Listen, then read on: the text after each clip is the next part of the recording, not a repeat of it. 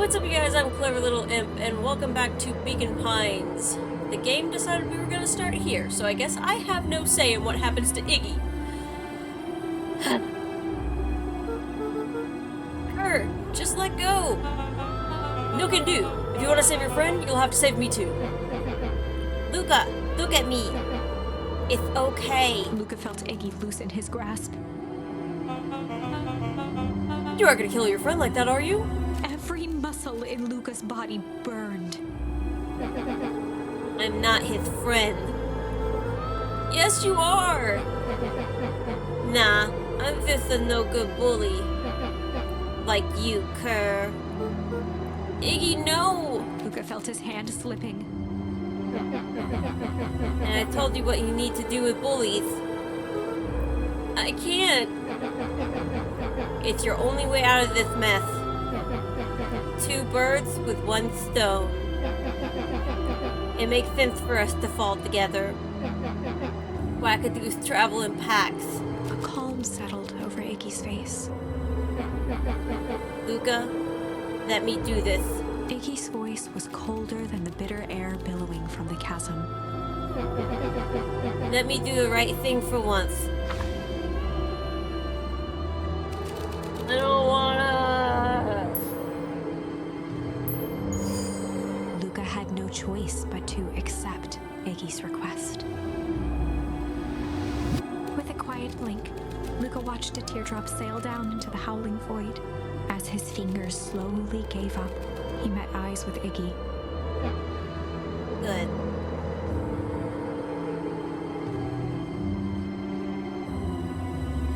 The two silhouettes were swallowed by darkness. Oh.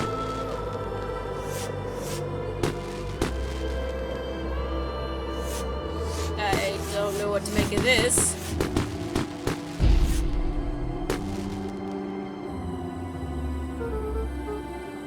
Heck of a goodbye, Iggy. Yeah, where were you? Luca, you really should step back. What? Quickly. Wait a minute. That is curious. Why is this the only ending we've found so far where it didn't freeze the entire town and kill everyone? What was different other than throwing somebody in? Huh. But of course. Those fireworks of Iggy's must have been just the right amount of energy. We should get out of here before perennial harvest arrives.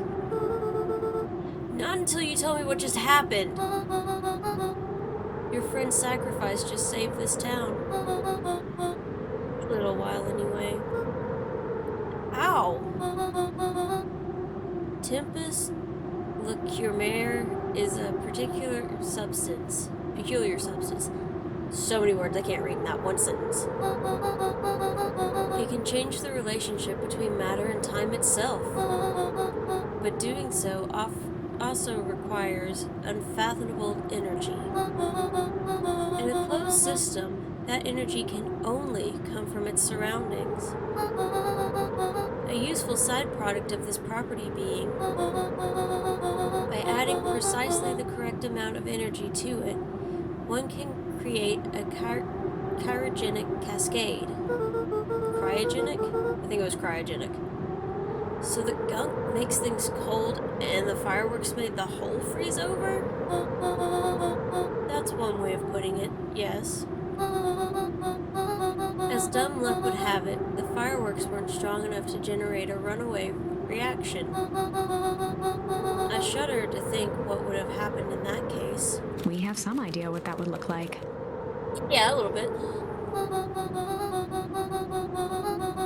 It will take them a good while to safely break through and access the source again.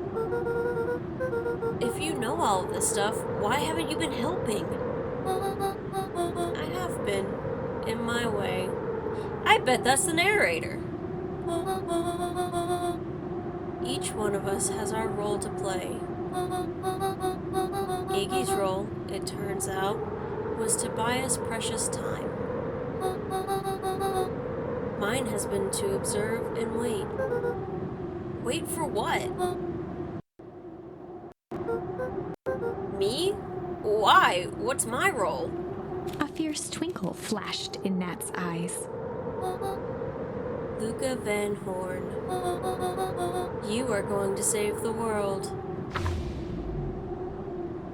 With a chuckle, Nat turned and walked west. A chuckle. Okay, that's totally appropriate in this situation. Dumbfounded, Luca followed behind him, trudging through the snow. Every step taking him further away from everyone and everything he knew, and closer to destiny. To be continued in Beacon Pines, Pines Harder. What? You're not serious. There's no way the game just ends here. Revenge served cold. Second time's a charm? This has to mean something, because why are those... Okay. So 2, because obviously that's not how you spell pines, so 2 and charm have to mean something. Wait, that's it? This ends with a crummy cliffhanger just when it was getting good? I was even starting to like Iggy. No way. I refuse to be associated with some never-ending parade of sequels. Let's go back and find something more definitive. So 2 and charm have to mean something. We already did refuse. I guess it didn't save. But I don't know where else I can go. We've got a bunch of new words. Oh, we can hum here, apparently. Do we do that? No, it's the only path we can take, so I guess we're gonna go that way. Okay. So we're humming. And in the stillness, he began to hum. After the death of his father, Luca had trouble sleeping. Each night, his mother would sit at the foot of his bed and hum a gentle melody. It was the only thing that could calm his mind. The only thing that, however briefly, could make it all seem okay. That melody pervaded every memory Luca had of his mother. Shivering in the raw snow, he began to hum it out loud.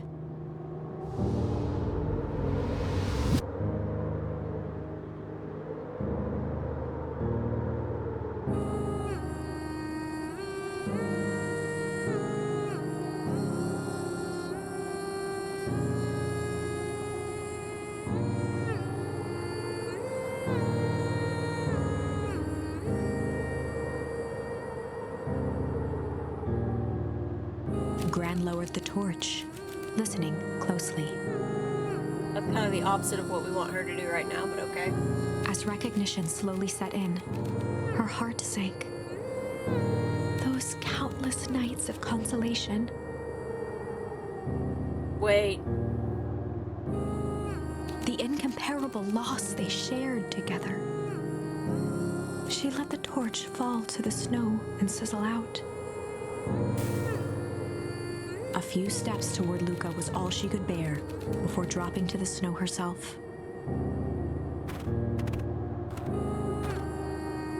Through a flood of tears, she began to hum along, note for note. Is Gran his mother?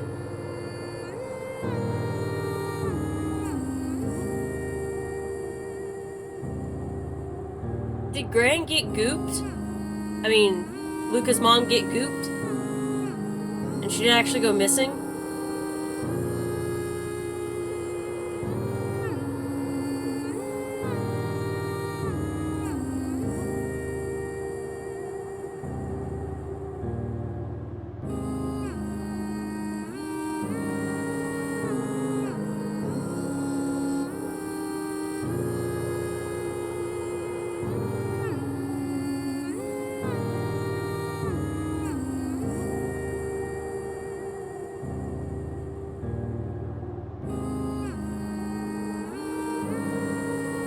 Can't do anything right now, by the way.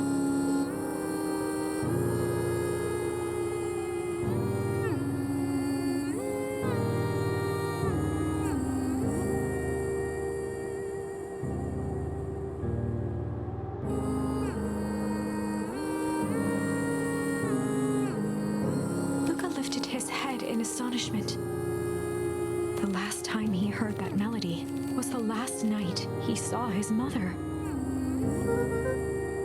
How do you know? I'm so sorry, my little buckaroo. Buckaroo? The only people who call me that are my dad and your mother.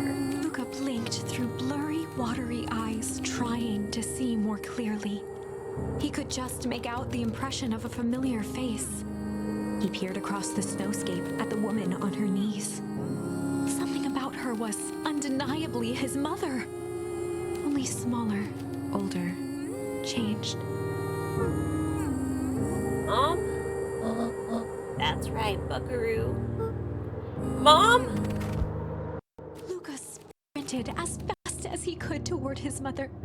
They held each other close, and the cold retreated from their bodies. Eleanor? Thought you were gone. You should have known I would never abandon my son. Eleanor looked down at Luca, tightening her embrace in an appeal for forgiveness. How? You're a smart man, Joseph. I thought you'd have pieced it together by now. You were exposed. Mom, I don't understand any of this. What happened to you? Where did you go? Why did you leave me? I never left you. I was always right here, Luca. Why did you lie to me? It tore me up, Luca, but I did it to keep you safe. I thought that getting answers would help us both move on. But the more I discovered, the more I realized the danger we were in.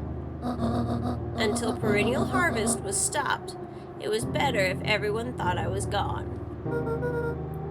You could have trusted me. These are bad people, Luca. They won't stop until they get what they want. And they don't care who gets hurt in the process. Then, what do we do? We have to stop them. Joseph slumped into the cold, wet snow. They can't be stopped. This is too big. I tried beating them at their own game. I'm done fighting fire with fire. For the first time in a long time, her voice felt like her own again. No more lies. I see now there's a better way to stop perennial harvest. The cold, hard truth. Luca gazed down at Nuncreed with pity. He looked small. Joseph stared into the snow as if searching it for answers. Come on, everyone. We've got a party to crash.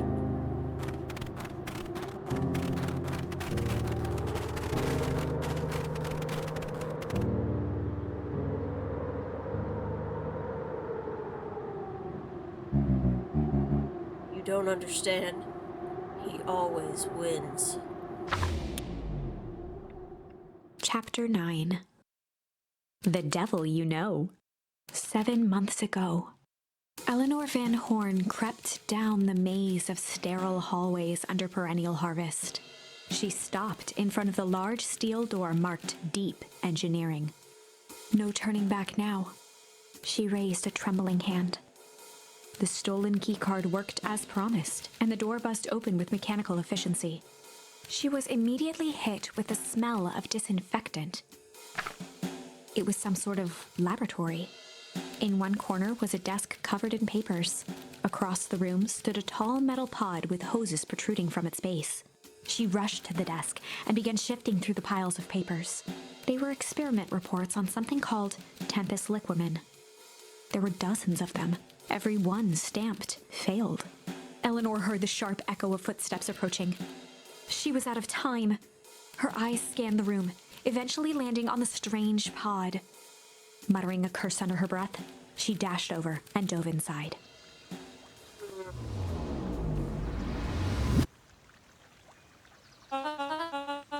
And that's what change is all about. Frank and move. Grabbing the future by the scruff of its neck and making things happen. Change is a choice. I'm tickled pink that we will all be making that choice together. How great is that? This man is a liar. Excuse me? I will not. This town has a dangerous secret, and perennial harvest only exists to keep it hidden. Nonsense. They've picked up the whole dang town and moved it right under our noses. You aren't making any sense, dear. Mr. Kerr addressed the crowd with a sarcastic tone. Imagine such a thing. It's absurd, and just plain impossible. They promised they could fix the foul harvest. They told us they would clean this place up. We just had to leave town for a few days. But while they had us evacuated... Miss Hartford, I'm afraid I'm going to have to ask you to... You're afraid of a lot of things, aren't you? You sniveling little worm. This is growing tiresome. A little help, please. Don't you all see this? Don't you all see this festival is a sham? An excuse to have the whole town gather in one place? They're planning something awful. I don't know what, but these people are wicked. Don't listen to her. She has absolutely no proof. I am the proof. I'm Eleanor Van Horn. Whispers filtered through the crowd. Well, aren't you just as sneaky as the Dickens? We all knew Valentine's fertilizer was too good to be true. And now this whole town is paying the price. Ladies and gentlemen, I'm so sorry about this disruption. My associates will take this obviously disturbed woman somewhere comfortable, so that she can get the help she needs. She's not the one who's disturbed. You two-timing clown. You all know there's something wrong with this town. It was just easier to look the other way. The truth is...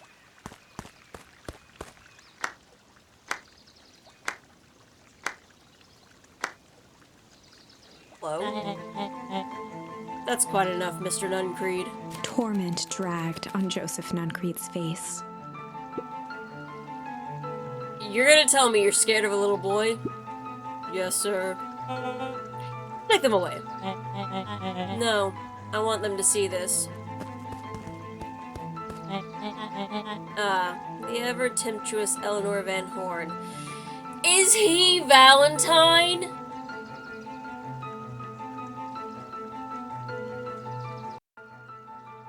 I don't know anymore, because, like, I would say that's ridiculous, but why else would they have to take in some random kid? Think about it, that was part of the whole thing. You've been quite the thorn in my side. Like a weed that's burrowed in where it doesn't belong. I must confess, you look dreadful. He paused for a moment, plucking a piece of fuzz from his sweater and discarding it to the ground. Consider yourself in rare company. You've managed to pull one over on me. It won't happen again. I knew you had some sort of plan to disrupt our little party. But alas, I expected something a bit more impressive than incoherent rambling. No matter, your failures are yours to bear. Mr. Kerr. Yes, sir. It's a shame it was cut short, but I thank you for that rousing oratory. I will take it from here. Yes, sir. Of course, sir. You've done quality work for me, William. You can look forward to the recompense we agreed upon. Kerr gave a bow of deference. Founder, you're most gracious. Gasps rippled through the crowd. Thankfully, we can dispense with the formalities from here on out. Solomon pulled a glass vial from his pocket. In one smooth motion, he downed its contents. A triumphant smile grew across Solomon's lips. You can all call me Sharper Valentine. I knew it! I mean, I didn't know until, 2 seconds ago, but, come on. His body and face began to contort and expand as he disappeared into a belching green mist.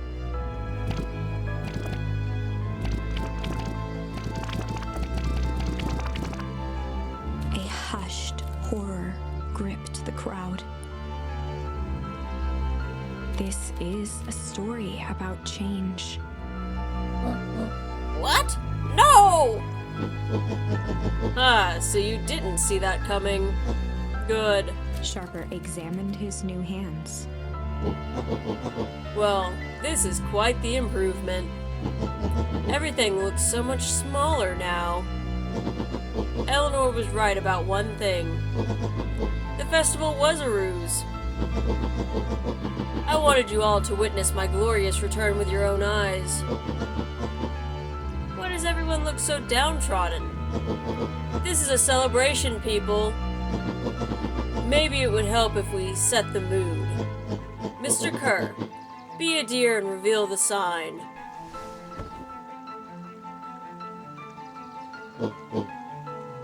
Ha! Wonderful. Sharper choked out a crude squawk of a laugh. Frustrated grumbles sprinkled through the crowd. Sharper, you malicious jerk. I wanted to call him that, but I'm not gonna. I'm glad you're back so I can tell you to your face. You destroyed this town. We ain't gonna let you get away with it again. Sorry, this is not the time for audience participation. Some assistance, Mr. Kerr? William Kerr gave a subtle nod to the clipboards. You coward! Does anyone else have something to contribute? A helpless quiet settled over the crowd. I thought so. Did you all truly believe you could be free of me? A town of complete and utter fools. You people should be celebrating my return. You're clearly lost without me. And that leads me nicely to my children. Daddy? I gave you both the greatest gift a parent can give. The opportunity to prove yourselves in my absence. Squandered. To say I am disappointed would be an understatement. But Silence, Augustus. The adult is speaking. I don't know which is worse. A son who is completely hopeless, or a daughter with such potential who inevitably lets me down. Eris, you fail me with admirable consistency. Thankfully, I was counting on it this time. Father, I have been wasting my time, my dear. And what have you accomplished? I was focusing on cementing our legacy. Legacy? Who needs a legacy when you can just live forever? But what about... It's alright, kiddo. I'm afraid you suffer from a complete lack of imagination. There's just no helping it. Now then, where is Joseph? You didn't take the opportunity to slip off, did you? Ah, there he is. Everyone should give him a hand.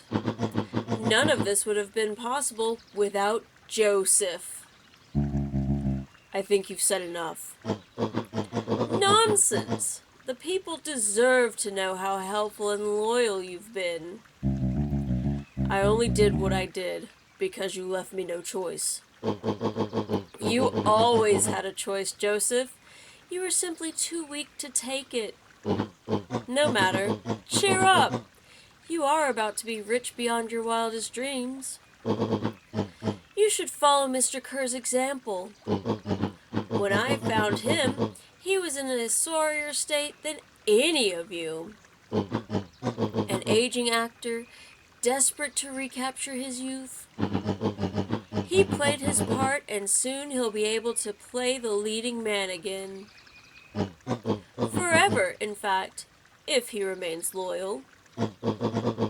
That goes for all of you. Well, those who haven't already frittered away my goodwill. Beacon Pines is mine again, and I'm willing to share its spoils in exchange for absolute loyalty. Are you saying William Kerr was never in charge of perennial harvest? Ha! You think that puffed up Blaths, I don't know what that word is, could have accomplished all of this? Dawn, I suppose it's time for your big exclusive. Sharper addressed the crowd with indignant pride. He'd planned this moment for so long that now, at the deed's fruition, it almost felt frivolous.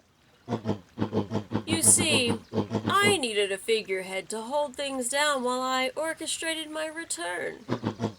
Someone to misdirect, lie, and blink this town for a spell. Bilk this town? So I invented William Kerr. Take your bow. You've earned it. Mr. Kerr flourished a preposterously elaborate bow.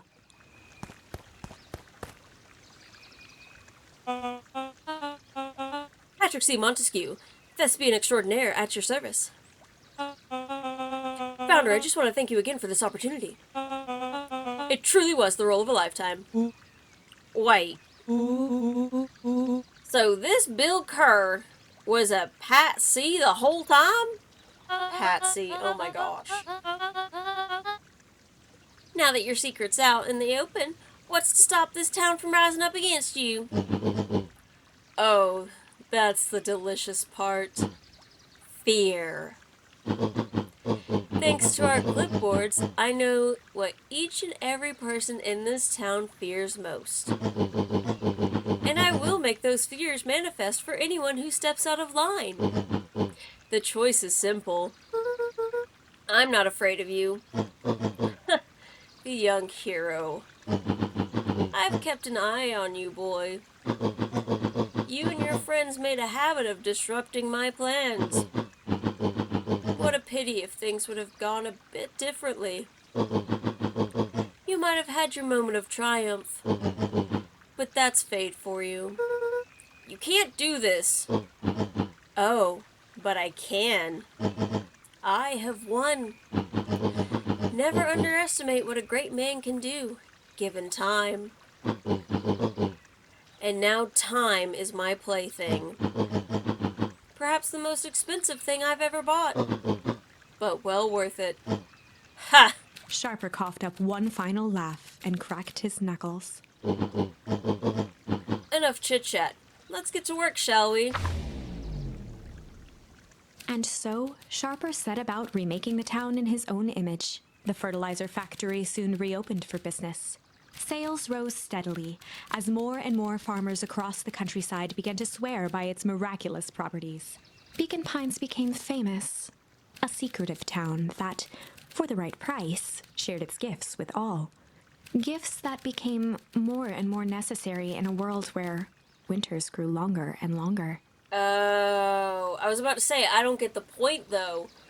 But yeah, if he's literally controlling the seasons, then he's making this miracle fertilizer, and it's the only thing that can get your plants to grow during the winter. Yeah, I guess it makes sense. The end. This is wrong, but things are becoming clearer now. You can feel it, right? I can feel that I need to go back and kick that kid in the shins. We can't let Sharper win. He might just be the key to this whole thing. Let's see. Where am I supposed to go from here, though?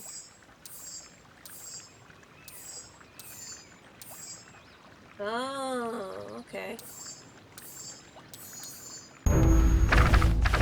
Where does this put us again? Luke appeared up at Mr. Nuncreed's kind eyes warmed his stern face. There was a deeper emotion hidden beneath it all, but it was subtle. But Luca could sense something was eating away at him. Oh, this is the one where Nuncreed shoves us in the phone booth. There was a malice lurking behind those eyes, like a trap ready to spring. Luca felt the weight of Nuncreed's hand on his shoulder. Run, Luca! Something wasn't right. He didn't know why, but something was telling Luca to get out of there. And I think, Rollo is captured in this one too, right? I just want this to all be over. Of course. I'm sure it'll all work out soon enough. I should get going. I told Roxy I'd check for Rollo at the treehouse. Luca twisted free of Nuncreed's grasp. Of course. Luca, you know your dad and I were good friends back in the day. You can come to me with anything.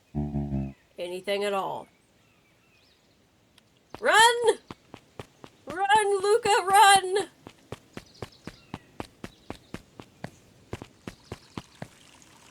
Freaking Harper Valentine. I'm gonna kick you in the shins. These festival decorations are a bit humdrum. Now, if I were to throw a festival, it would be a thing to behold. I agree. This is all more than a little sad. It's worse than sad. It's boring. What if we did a little something to spice things up? I'm listening. You know the festival sign waiting to be unveiled? It would be a shame if someone... The two scurried off, eagerly formulating a plan. Could have drowned him in the fountain when you had the chance, Luca. He looked down and muttered in a gruff voice. Mama always told me my problems would look smaller once I grew up. But my problems always seemed to grow right along with me. Heavens, I sense big trouble ahead.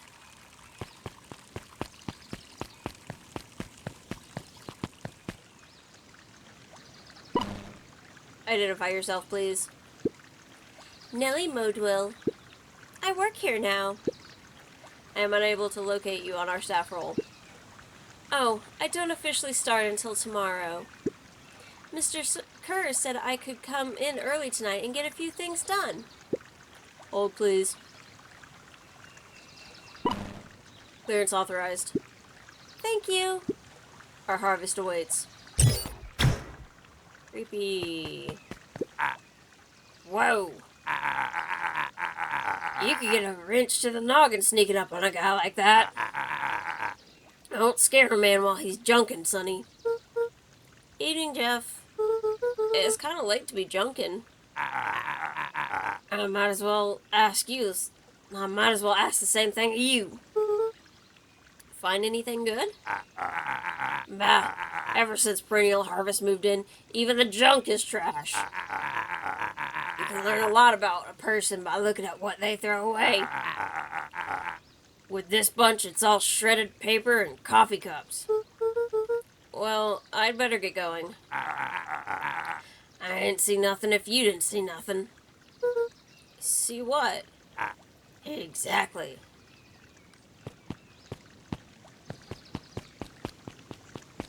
Oh, I'm stuck on the bridge. Nothing? Okay. To the treehouse! Again, nothing. Oh yeah, we've got more words. See if we've got more bait. We do not. Oops. My bad. How do I know? Luca gently put first. Okay. Leaving now, bye.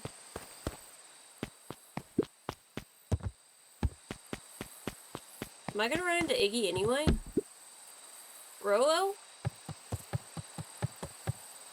He aired a long holler into the woods. Rollo! Rollo, wherever you are, I hope you're okay. Luca felt his eyes getting heavy and plopped into the beanbag. He conceded to its lumpy embrace.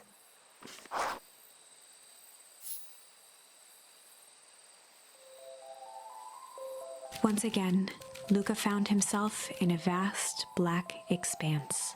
This time, he knew exactly where to go. He took a single confident step forward. The world flickered and pulsed. He found himself standing in front of the frigid air of a blazing campfire. The source. He plopped down cross-legged and gazed into the cold flame.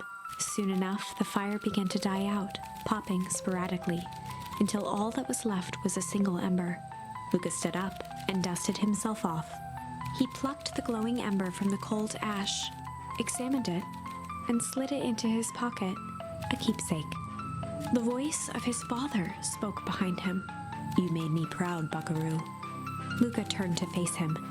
"Dad, what is this place?" A warm grin grew across his father's face. "A place where everything that has been and everything that could be all wait together." Luca found himself staring at his father's face, trying as hard as he could to memorize every single detail. Wait? For what? Another voice spoke out as Luca's doppelganger stepped forward. "That's up to you." Without knowing why, Luca began to weep. Is any of this real? Are you real?" Luca's father bent down to smudge away a tear. "Of course. I'm as real as the part of you that misses me." Luca turned to look at the older version of himself. "And you?" The doppelganger choked back tears. "I'm as real as the part of you that's angry he's gone. Does that make sense?" Through his tears, Luca laughed. "I think so." His father pulled him in for an embrace. "Time to go, Buckaroo." Luca was startled from his dream by a banging on the floor. Are you in there? A commanding voice rumbled from below. Just as Luca sprang to lock the entry hatch, the door knocked open. Chapter 5. Dangers Big and Small. Luca stumbled back. He heard the rope ladder creak under significant weight. Keeping his eyes fixed on the hatch, he inched backward to the balcony. As his hand grasped the door handle, Luca froze. A large figure clumsily wriggled up through the hole.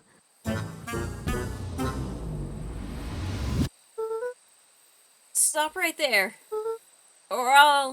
Sheesh, I know it's dark and all, but I figured you'd recognize me.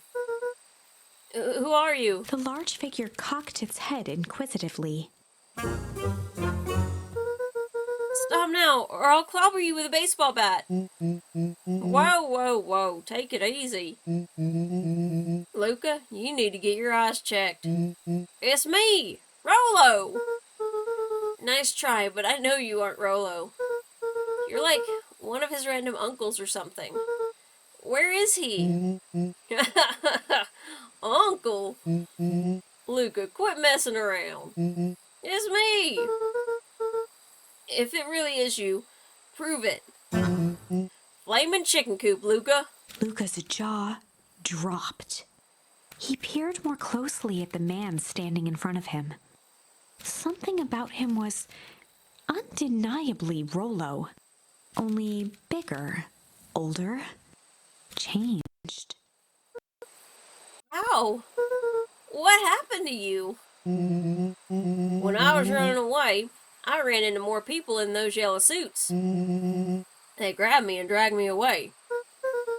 What? Where did they take you? Don't know. They head. It was cold and smelled like a swimming pool. I think it was an underground. They made my hands all big. Look. Rollo proudly presented his hands to Luca. Pretty sweet, right? I mean, It would pick for a superpower, but beggars can't be choosers. Rollo, it wasn't just your hands. My feet, too?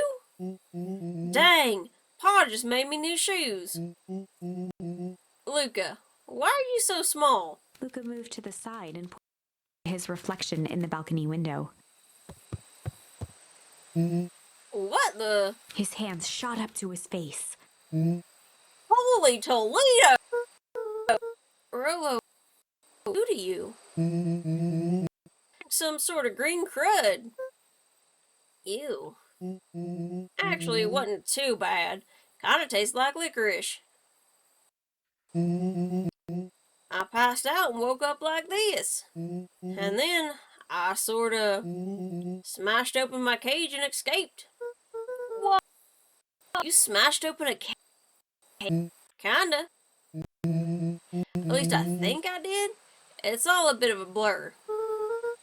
They had you in a cage? People. I don't know who did this to you, but we're gonna fix it. Fix it? This is awesome! I'm just glad you're safe now. Luca, you don't need to worry about me. Sure, I got snatched, but look at it this way. I got snatched. I know where snatched people go. We may finally have a lead on what happened to your family. Maybe you're right, but this all danger. Rollo shadowboxed a few jabs. I'll take them all on. It's fading in and out. I don't know if I'm actually waiting long enough for it to read those out or not. Hey fellas, what's up? With a yelp, Rollo dove behind Luca. Yeah! Take cover! Did I come at a bad time? Who the heck are you? This is Beck. Sorry, something truly bizarre just happened and I need help. I don't know where else to go. So, you're just hanging out with your large adult friend? No. This is my buddy Rollo. This is your missing friend. One and the same. He seems a little old. I'll have you know, this is a recent development. What the heck does that mean? Oh, I'm sorry. You're the one who just showed up out of nowhere. So we'll be asking the questions here. That's fair. How did you find us? Your silly little treehouse? I think you mean our silly little mission control. I hate to break it to you, but your secret path isn't so secret. And I could hear your racket from a mile away. See, Luca? This is why we need to improve security around here. Not now, Rollo. Beck, you said something bizarre happened?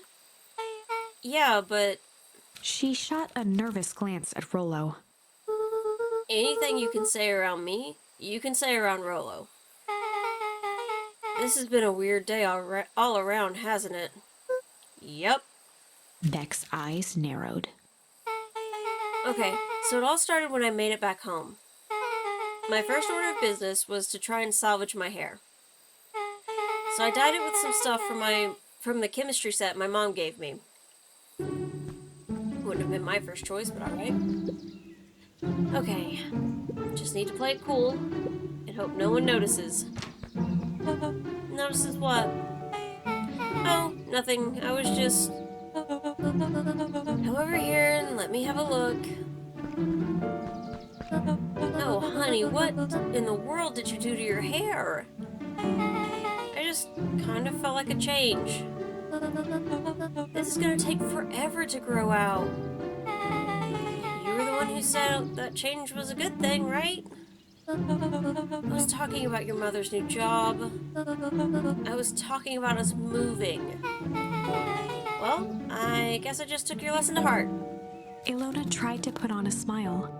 Before I forget, I came up here to tell you that Nellie had to go into work. Tonight? Her and Mr. Kerr decided it would be good for her to get some things done before tomorrow. That Kerr guy seems like a grade A creep.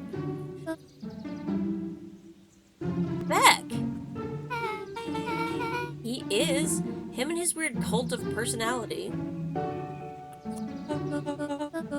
You are not going to ruin this job for Nellie. It means too much to her. Oh, I know exactly how much it means to her. It means enough to her to exile her daughter to this podunk town. This place sucks. The people are weird. You just don't know them yet. It's always cold. We're in the mountains. You'll get used to it. I can't even pick up a single decent station on the radio. It's all banjo music and farm reports. You know, I grew up in a town not that different from this one. Is that why you're better at talking to plants than people? Okay. So here's what we're gonna do. First of all, you're grounded. What? In the morning, I'll have Nellie come and see what we can do about fixing your hair. You need to look presentable for the festival. But not another peep. She sighed, and after a moment, looked down at Beck sympathetically. No moving is hard, honey. That doesn't mean you have to make yourself miserable all the time. Other people seem to have that covered for me. Oh, and if you decide to rebel by dyeing your hair more... She flashed a sly grin and tousled Beck's hair. I'll just shave it off for you. Think of how rebellious you'll look then. Very funny. Thank you. Good night, sweetie. Good night, Mom. Wait. First of all, this town does not suck. Second, you need help because you're grounded. No. I'm sorry you got in trouble. It's my fault your hair got screwed up in the first place. Don't worry about it. I actually kind of like this look. Great. Can we get back to the story now? The next part is the important bit. I have this radio I upgraded with my mom, and I was too angry to sleep. So I tried to dial into something worth listening to.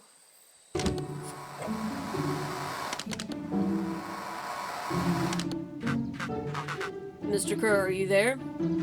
Mr. Kerr? Yes, I'm busy. What is it? Apologies. I have the founder on the line. Patch him through immediately. One moment. Hello, sir. It's so nice to hear from you. Skip the pleasantries. What's your report on our new lead researcher of deep engineering? Nellie Modwell seems to be integrating nicely. At this very moment, she's working to help us meet our deadline. She offered to work overtime before I even had the chance to suggest it. Excellent. And you have faith that she's capable of finishing the work left by her predecessor? Her work must be complete before the festival. Oh, make sure she stays day and night until it's accomplished. Good. You know how I feel about loose ends. Yes, sir. Once she has finished the work, we need to make a determination regarding her. Long-term prospects in the company. Immediately, sir?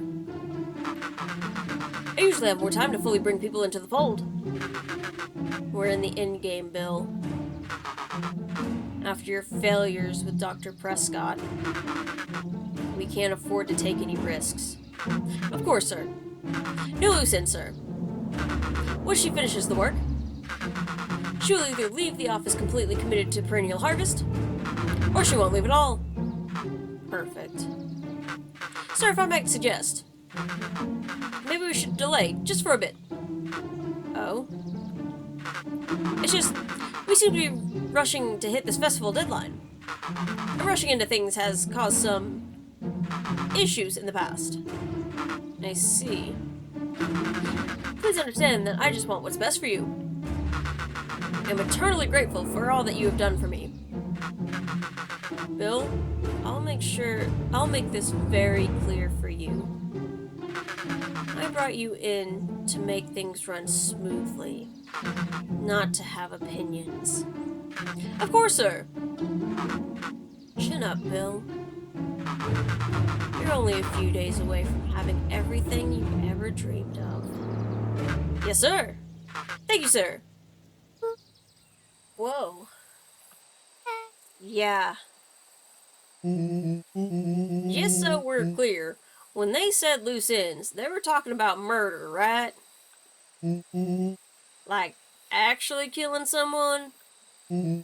Capital murder? Luca gave Rollo a quick elbow to the ribs. But who's this founder? I was hoping you guys would know. Nah, as far as we know, Kerr is top banana at perennial harvest. He sounded scared of this founder guy. So we have an even topper banana on the field? What the heck is my mom caught up in? Has she talked much about the job? Not really. She said she was gonna come in and continue the work of someone she respected? Luca, do you think that body at the warehouse was the person Beck's mom came to replace? That would make sense. Beck, it seems like Nellie's predecessor got, loose-ended. I'm getting that impression. Okay, so we need to get your mom out of there before the festival happens. That's 2 days away. Won't you just come home after work? That creep on the radio said they were gonna hold her there until then. So if she's not coming out, we gotta go in and get her. Beck flicked a large sheet of paper out of her pocket and slammed it on the floor. Maybe this will help. You have blueprints? Well, it's really just a welcome map from my mom's PH orientation day. But it shows the layout. Sure looks like blueprints to me. Look, here's the reception area, and there's a big room marked Founder's Office. It even has the exits marked. Guys. We have a deadline. We have an objective. We have blueprints. And a speech impediment. You realize what this is, right? Rollo started to wiggle with excitement. I think we're heisting. This is officially a heist. Chapter 6. The Heist. They spent the night's end huddled around that small map, formulating a plan to infiltrate the headquarters of Perennial Harvest. It would be no small feat. A modern facility equipped with all manner of technology. Not to mention the swarm of clipboards that would most certainly be scattered throughout. By the time the sun began to peek through the car window used as a makeshift balcony door, all were in agreement. This could just work. The final day before the festival would be used to prepare. They'd need to pool every resource at their disposal, pull every favor with a thread. Even enlist some unsavory characters around town with important tasks only they were suited for. Luckily, there was enough ill will and mistrust toward Perennial Harvest that alliances could be found at a bargain. Luca, Beck, and Rollo rubbed their eyes as they exited the treehouse. They hadn't slept at all that night. There was no time. The festival was to begin in 1 day, and they each had their assignments. Alright, quick recap. Rollo, you're gonna talk to Roxy. Cordially. Without her and Fitz, this whole thing could go bust. Me? Cordial is my middle name. Uh-huh. And how do you plan to explain your new... He waved vaguely at Rollo's sizable figure. circumstance? Bah! She'll be so happy I'm alive, she won't even notice. Beck snorted an involuntary giggle. And Beck, you're sure Ilona won't just shoot this whole thing down when she hears it? She'll listen. Once she understands the danger Nellie is in, the danger we're all in, the plan will make sense. Okay. That leaves me with Jeff and Iggy. How are you gonna persuade them?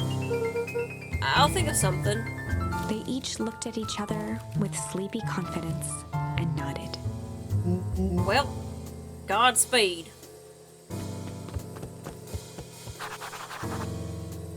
And that is where I'm going to leave this episode. This could be the final storyline, guys. I think I said that like the last maybe 2 branches, but this really feels very final. And if we do get the town working together, there's a possibility this could actually work. I mean, going it alone has not worked for literally any other character. So, I'm just hoping the one where we sacrificed Iggy isn't like the best ending that we're gonna come across, you know what I mean? Because as much as I would love for there to be a Beacon Pines 2, and I'll have to look it up to see if there is one, like, not the best, you know what I mean? I am still questioning why the 2 and the Charm were lit up like that, though. But like I said, I'll look out, see if there's a sequel. If there is, it's definitely going on the list. But I'll leave this episode here, you guys. Leave me a like if you're enjoying it, comment down below, and thank you so much for the subscribers, you guys. 1 month ago, I only had 100. And I mean, look at how many there are now. You guys are amazing. So keep subscribing, keep watching. Thank you guys so much. I'll see y'all in the next one. Bye, guys.